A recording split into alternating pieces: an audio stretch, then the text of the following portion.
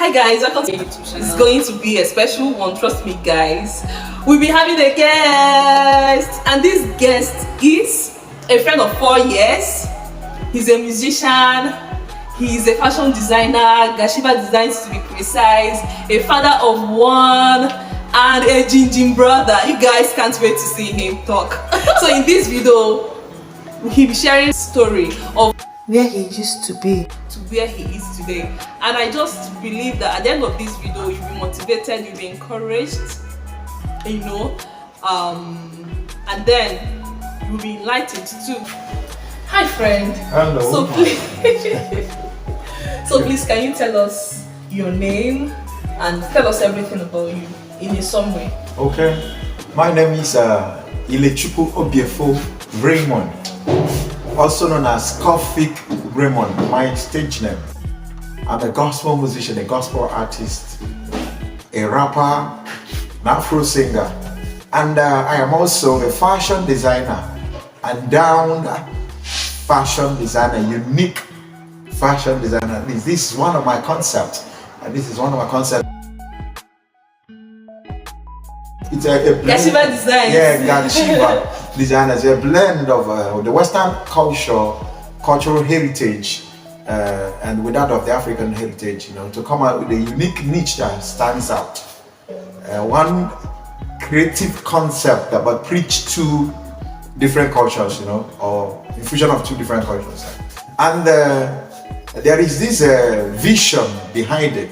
It's not just the fashion, but I have this vision that maybe in the years to come, the future years to come, that is going to stand out in a fashion market, in the fashion world, just like all the fashion brands that you know, like Fendi, like Shiva, like Givenchy and stuff like that. So it's a vision and it's a registered brand, you know. And you see in this case, we're not waiting for the government to come and initiate a job for us or come and give us a job and all that. So we created jobs ourselves. Yeah, entrepreneurs. Entrepreneurs. So that's just it. I'm also endowed with the gift of eloquence. I can kind of speak the gift of oratory, and I'm also a minister of God. I minister to places and all that. So I think that's for now. Is there another thing? You have not told us the part that you're a father and a husband to a beautiful wife. Yes. You guys, you need to see his wife. Okay. Very beautiful. You're right. I'm blessed by the Lord, I say. I must confess that God really blessed me with a beautiful wife and a beautiful daughter for now and all that. So I should be properly addressed as Mr. Raymond now. Mr. Raymond. Oh my God, somebody is feeling himself. Yes. Well, from how I've known you to now, all I can see is God's grace. Yeah. Like guys, if you know where, by the time he's done telling his own story, you know, now he's a musician, he's a fashion designer, and you guys think he's just saying the rosy side now. Yeah. When he will tell you, oh my God, the rough part of his life, you guys, some of you will even cry. Oh. So, Mr. Raymond, can you tell us your background? Tell us about your background, you know, the family you were raised in, and then just everything about your childhood. Okay. I know, before you start, I know guys, you may need this story, many, but please, just summarize it for us. Okay. This is just taking me back to memory lane, trying to go back. And we ought to knew from where we came from, and so that we can know where we're heading. Yeah, sure. So there is a brief aspect of my background, not really the main history of my existence. I came from a family, renowned family. At least my father is Dr. Nathan Obiabichu, they know from Newi. But it's quite unfortunately that we lost him on time, and my mom at the same time. We lost my mom when I'm 2 months old, then lost my dad when I'm 6 years old, and then from that time, so you automatically became an orphan. Yeah. So and so from that point in time, I started living with relatives per se, and then growing up was kind of a little bit difficult because you can feel it when you are growing up without a parental love and stuff like that, and it's quite difficult. So growing up happens not to be that fair. But I have God on my side. Passing through those challenges, growing up without a father, without a mother, and then not having a sibling, I struggled through life. I did all sorts of things in order to succeed. If I will mention but a few, I can count houses that I served as a nursing, and some menial jobs I used to do in order to sustain. And as God may have it, and the grace on my side, I managed to scare through to this very point that I am now a grown man, married, and with kids, and all this. Okay. I must say they all came out of grace and the mercy of the Almighty God. God's Because grace, right? I submitted myself to the Lord wholeheartedly. Okay. Listening to that part of your story is really. I feel like crying, guys.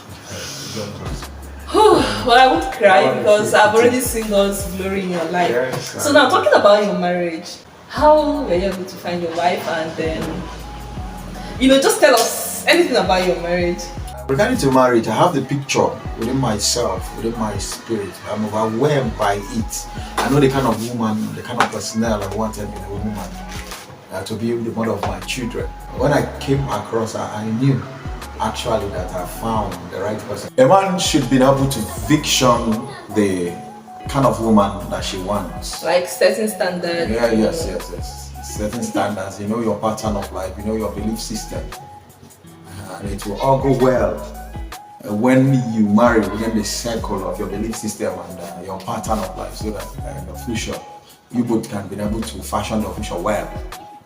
So I'll kind of have to advise you, find your suitor, you find your wife based on your vision in life, based on the area of your calling, because wives are helping mates, they are helpmates to help you get to your destination. So you have to marry according to your vision, according to your destiny in life.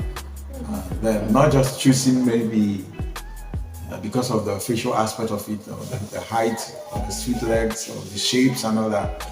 No, but being focused towards your vision in life. You can't tell me it's not part of it though. It's part of it, but it's not the main thing, right? So guys, you heard what he said. He said, marry according to your vision. Marry according to your destiny. Are you guys learning? Yes. Alright. So I'm so blessed, and I can say with full confidence and assurance that God gave me the open heaven of favor and goodness. Yes, that is the institution of marriage comes with these open doors and then favor. And those were criteria to measure actually one who finds a wife, finds everything, and obtains favor from God. Favor from the Lord. So the marriage is just an institution where God Himself ushers in or emits His light of vision and assistance into the both couples to assist them in various ways. And it's a very good thing. So those of you who are afraid, and one of something I regretted when I come into the marriage circle is that I regretted those wasted years filled with fears of how can one cope, maybe the level of economy or instability of economy in this nation, how can one cope or maintain the family financially, monetary aspects of where I'm heading to. But I came into this marriage circle and I noticed that marriage is just all about grace. It's just all about grace. And those grace flows, especially when you find the right partner. Because you have this peace of mind, you have this mutuality, you have this connection, both physical as well as spiritual. You have this understanding, you have this love, and things move sweetly, and there is open heaven. So there is nothing that will stop the favor of the Almighty God from being at release or at fall into such family. And so I have to encourage you that is watching us right now. You don't waste time. Grab the courage, going to the fact that you know within yourself you're up to, and then you must have something doing. Because in this marriage, I noticed one thing: no matter how little a thing you are doing, no matter how little it is, the hand of God, owing to the fact that you married the right person, the favor of God must come towards it. So you must have something doing, no matter how little it is, within your reach, within your capacity. Like myself, earlier before now, an aspect of my life, my upbringing, I am a person, but by hard work, better things I can lay my hands on. Started being a mason. I started laying blocks, doing menial jobs. I started doing cleaning houses, and from then I keep sustaining myself. By the time I was assisted by someone, I have to mention his name, called John White, who helped me through to go university. And he sponsored my university days, and Chukwuemeka called me to university, and then I graduated immediately. The first thing I did, not just focusing on looking on a white collar job. I wasn't hoping in white collar job. You know? I'm not hoping on that. So, guys, I have to say this here. Okay. This guy, he doesn't believe in submitting application. Like I don't think he has ever submitted any application. Like he believed in himself from day one. Even while in school, he has always believed in this entrepreneurship of a thing. Do you get? And look at him here, a CEO, Gashiba Brands. I know this whole thing is as a result of maybe the bad governance we have down here. You have to. They used to say, there's this one saying that if all doors are locked or kind of, then you become a carpenter to create your own doors. Wow. Yeah, there's a saying that goes like that. So the governance or the administrative pattern of this nation that we're in doesn't give that much room for you to thrive, even as a graduate. They used to say people who are connected. I believe that the best connection I will have is connecting with myself. With my instincts, knows my capabilities and abilities, knows the endowed gift that God has entrusted unto me, and then harness them, explore them in order to do exploit. So I have to start from things I can lay my hands on, and I don't want to depend on anybody. I don't even have anyone to depend. So after graduation, I established that I had this vision in the aspect of fashion, like I explained earlier, and so I don't want to waste much time. I ventured into it. I tried to acquire.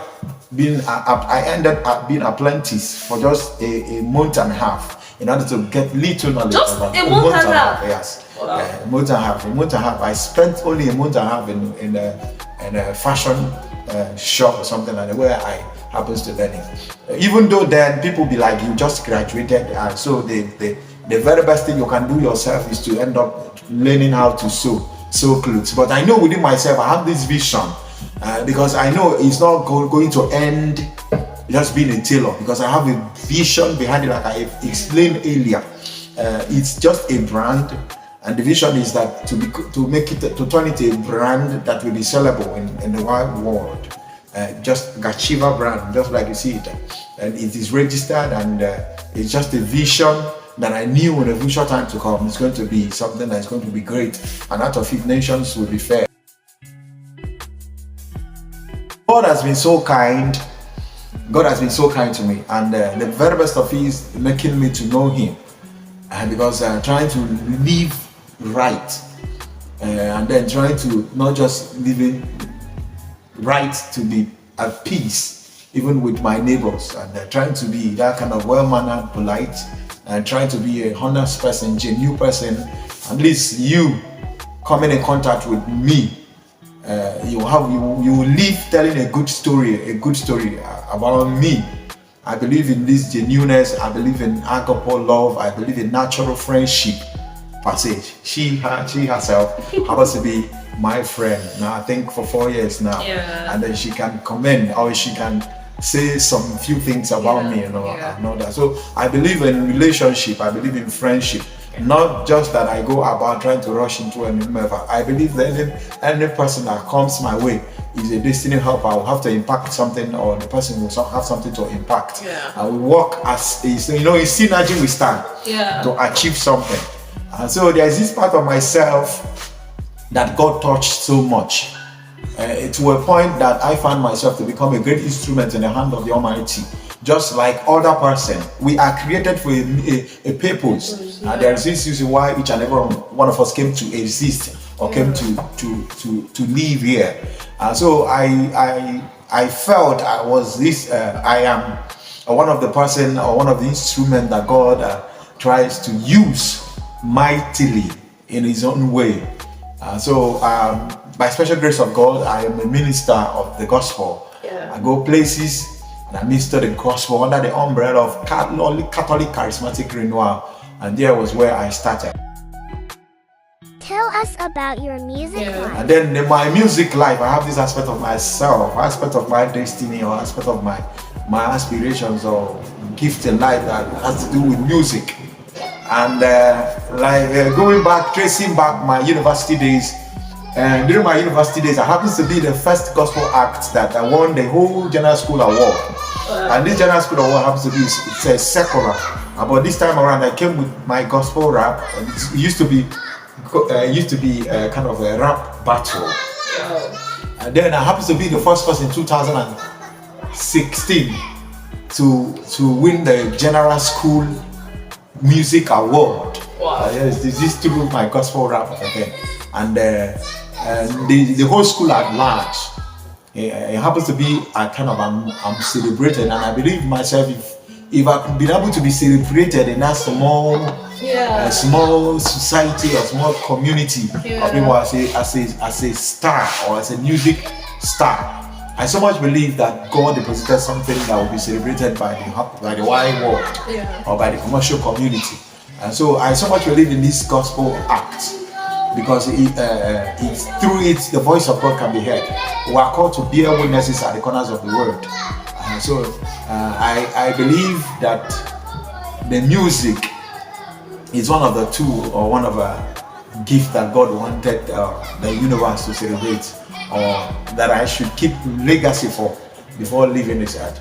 And in that note, I am dropping this debut album that is coming, the first debut album it's coming soon, and very soon you get to listen to it. The title, the title of the album is The Message. Yes, the title of the song is The Message, because it's a clear message inspired by the Holy Spirit. At the same time, it's a message because we all are social entities. As long as we live with humans, it's a social entity. So it's part of the message that will help us in our daily lives, trying to maintain good virtues and trying to be good, and trying to understand the season and trying to understand the time, and trying to believe in ourselves, because there are different of them. There's this one that says that God has the final say. God has the final say, and what He says pertaining your life is what will surely happen. Exactly. And there's a mandate each and every one of us carry, and there's an assignment that's been entrusted unto us. That which God has declared unto that will happen upon your life. Surely the music addresses or encourages you that God will do it at appointed time. Amen. There's this one title, The End Time. The end time gives us an awareness of ourselves, knowing fully well that we are coming from somewhere and we're heading to somewhere. Knowing fully well that we don't have all that liberty to just live as we would like. Just like people sent on an errand, or people given an assignment will give an account on how they go about, or can give an account on how they live their life here on earth. I don't want to be too religious here, so I'm trying to bring it in a kind of a societal and communal life for you to understand it, not just to appear to be a fanatic. My music is Afrobeat, is a hip hop gospel songs, and it was designated for the youth. Hip hop gospel songs, designed for the youth, so that you can be able to assimilate in that pattern that best suits you, but at the same time there is this spirit-filled message that at the same time we want to take up, and we don't want to leave. We want to leave no space for the devil to control, or we don't want to leave no space for the vanity or secular world to control. And at the same time, we want to tell them that we the gospel art at the same time can dominate and then can shine out brighter lights, and for the people to have examples to live on. It's just all about the gospel, and that gospel is the gospel of Jesus Christ. You must know that. Okay? Wow. I have to clap. At this point, you guys have seen why I told you that this guy sitting beside me here is a Jim brother. So listening to him, you must have testified that, okay, so this will be the end Yeah. of this particular video. You guys might see my subsequent videos, who knows. Yeah. I hope you always learn something about it. Yeah. Okay, and then I'll be showing some of his samples.